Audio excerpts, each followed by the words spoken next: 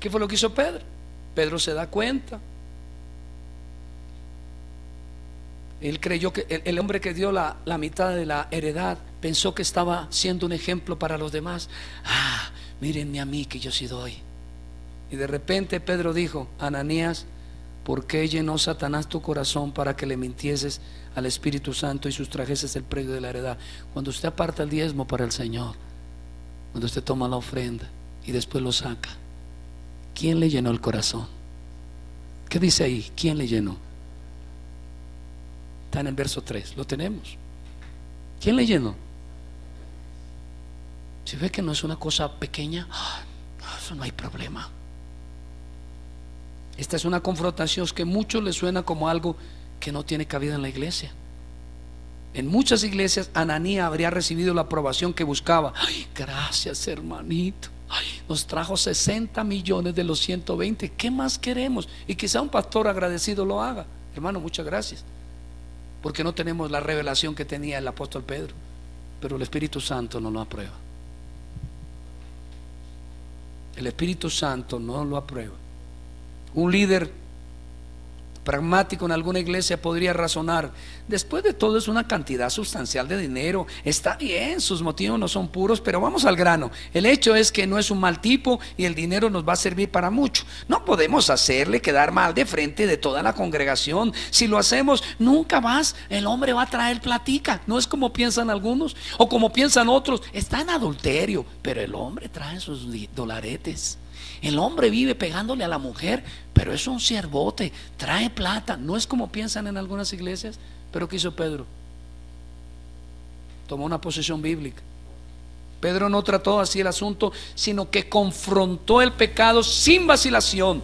¿Por qué llenó Satanás tu corazón? Nótese que Pedro atribuyó la culpa de todo a Ananías y no a Satanás. Le preguntó por qué, al igual que en el versículo 4: ¿por qué pusiste esto en tu corazón? Pedro dejó claro que el pecado fue la hipocresía de Satanás, no el hecho de haberse quedado con parte del dinero. Se podía haber quedado con toda. Reteniendo no se quedaba a ti y vendida no estaba en tu poder.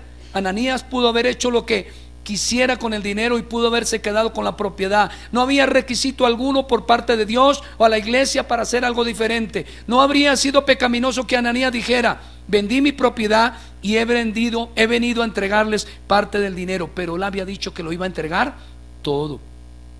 Además mintió a Dios y no solo a los hombres. En sentido específico fue una mentira insolente contra el Espíritu Santo. ¿Cómo había mentido al Espíritu Santo?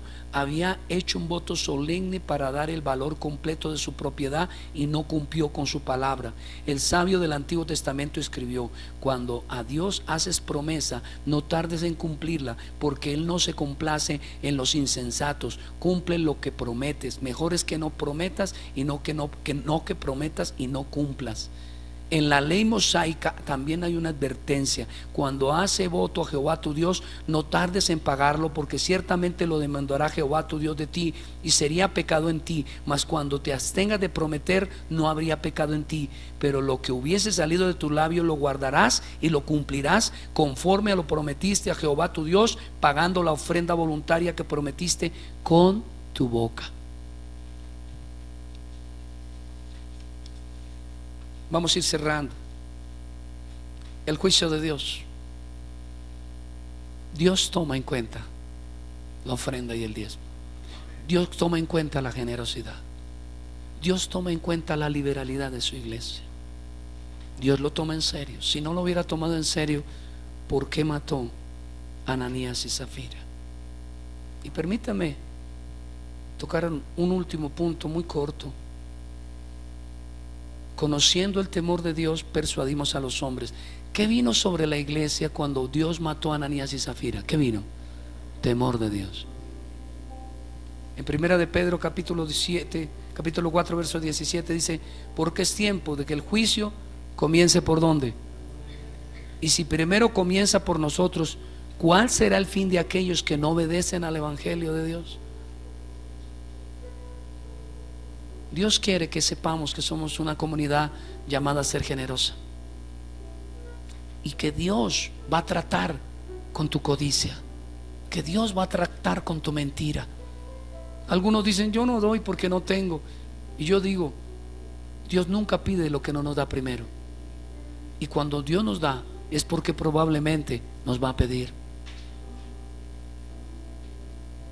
Y si el justo con dificultad se salva, ¿en dónde aparecerá el impío y el pecador? Hermanos, aquí terminamos esta serie de sermones sobre la generosidad y quería resaltar la importancia para Dios de tener una iglesia generosa y una iglesia que cumple sus votos, una iglesia que no se apresura, pero una iglesia que cuando se compromete cumple al Señor. Eso es lo que Dios quiere. Terminemos leyendo 2 Corintios 5:11. Escúcheme bien. Conociendo pues el temor del Señor, persuadimos a los hombres, pero a Dios les manifiesto lo que somos, y espero que también lo sea a vuestras conciencias. Dios nos ha hablado hoy de la importancia de la generosidad corporativa, del deber que tenemos de velar los unos por los otros, de dar de lo que tenemos para que otros satisfagan sus necesidades, y de tener el cuidado de no prometer si no vamos a cumplir, y que cuando lo hagamos cumplamos de todo corazón al Señor.